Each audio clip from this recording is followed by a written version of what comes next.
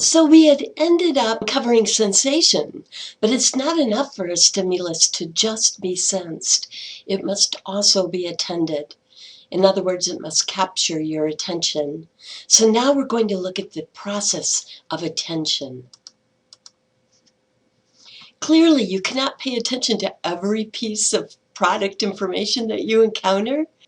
A very prominent cognitive psychologist, Dan Kahneman, has shown that selective attention is controlled by both voluntary and involuntary factors. This is a picture of Dan's book called Thinking Fast and Slow. This is also one of the books on your recommended further reading list under handouts on Blackboard. Now, this one is definitely a tougher read, but it's pretty amazing. In fact, if you can read the small print there, you'll see that it won a Pulitzer Prize. Okay, so Pulitzer Prize winning book on your recommended reading list. Dan Kahneman. So we voluntarily pass over certain information that we do not find meaningful and or appealing. We do it all the time, right? For instance, with DVD recorded episodes, we've gotten really good at muting or fast forward through the commercials. In apps, we are usually forced to play the commercials, but we can still mute them, right? Some industry experts predict that advertisers are eventually going to be forced to provide incentives to encourage you to watch TV advertising, such as perhaps a reduction in the cable bill for each ad that you watch. So it's a little easier for marketers to manipulate involuntary selective attention, for instance, by increasing the salience of their ads. Because listen closely to the definition of salience. Salience, first off, is context dependent, and it refers to the extent to which a stimulus draws your attention involuntarily. So you can't do anything about it, right? So some ads and packages just stick out in certain environments because they are different and they're interesting. But we say certain environments because it is context dependent. Okay, so some of them stick out within their environment because they are different and interesting.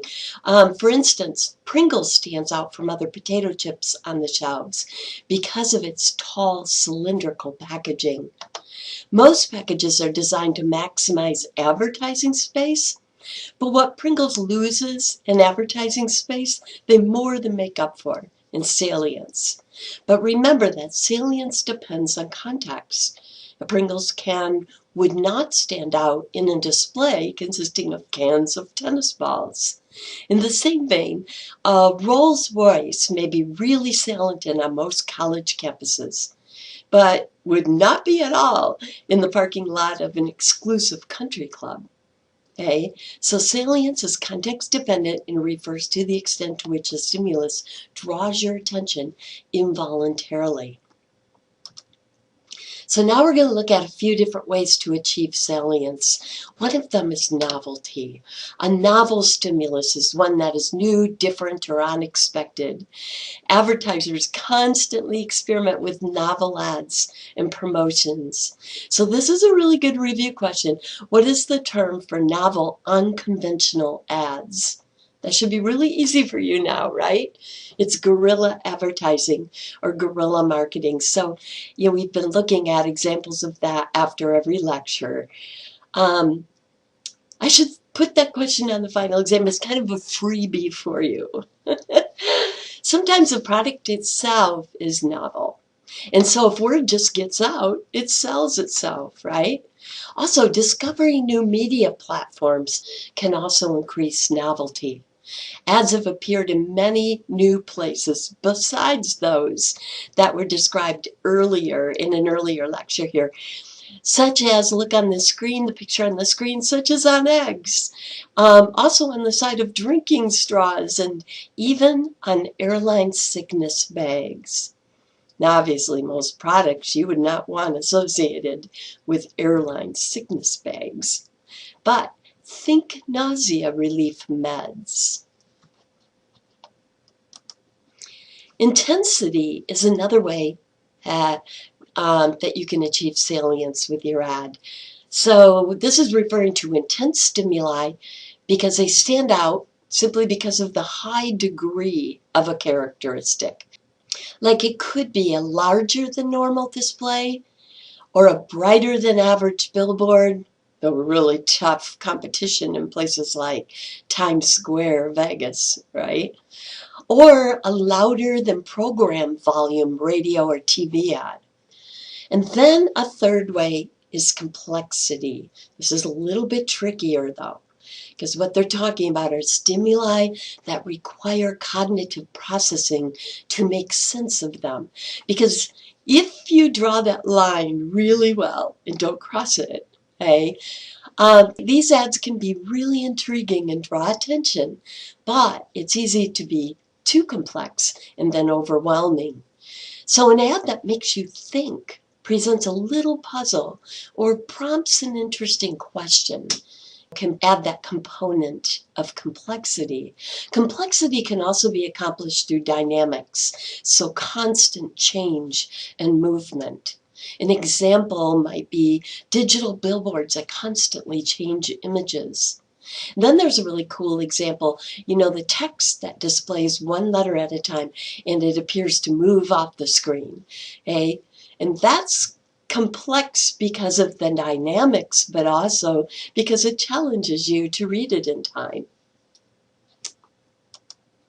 Attention is also involuntarily drawn by vivid stimuli. So we looked at salience and 3 ways you can achieve salience. Now we're going to look at vividness. Instead of being context dependent now, they are dependent on an individual's perspective. So vivid stimuli stand out, but unlike salience, they are not context dependent. Instead, they depend on an individual's perspective. So stimuli that are vivid to you apply to your interests and your desires.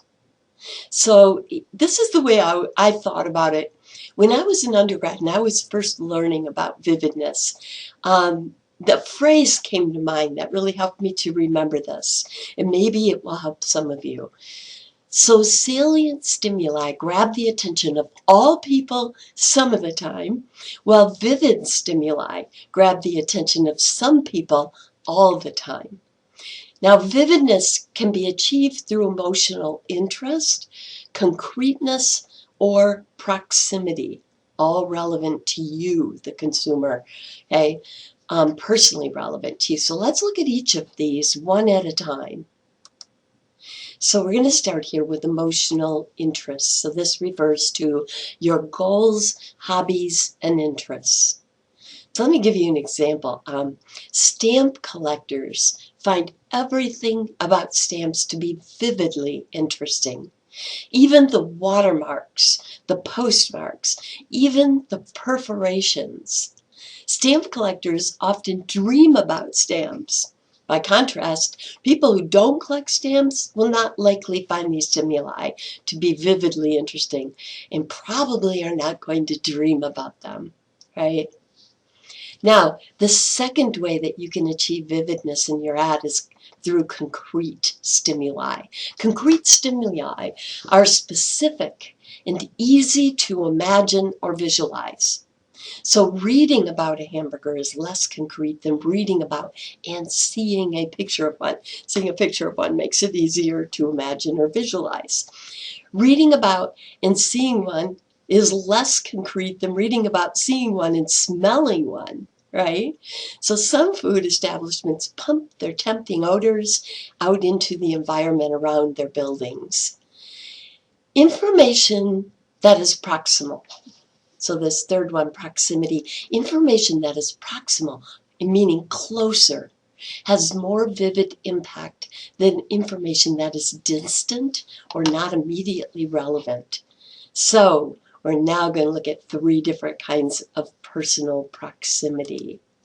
Usually when we think of proximity, we think of this first one, spatial proximity, the location of events. So the closer something is to your home or other personally relevant spaces, the more vivid it is likely to appear. A vacuum that is demonstrated in your home is more likely to impress you than this very same demonstration in a store. But there are two other interesting kinds of proximity. So this first one, second on our list, is temporal proximity. This refers to how recently an event occurred in time, temporal.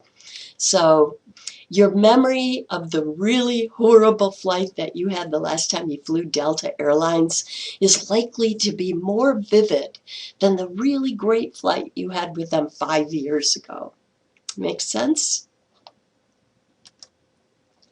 And the third kind of proximity, sensory proximity, refers to how first-hand experience is more vivid than second-hand experience. So when you can try a product yourself, so in a store demo, for instance, the experience is more vivid than having a voice in a commercial tell you about how it works. Krispy Kreme Donuts gives out a free warm glazed donut to each store guest so that you can taste them for yourself. Thank you, Krispy Kreme. We love you. Think about it. Think about that vacuum demonstration in your home. If the person demonstrates it, that's one thing, right? It's more vivid than if it's done in the store, the same demonstration. But what about if they get you to demonstrate it? That would be a first-hand experience, right? So that would be when that was sensory proximal.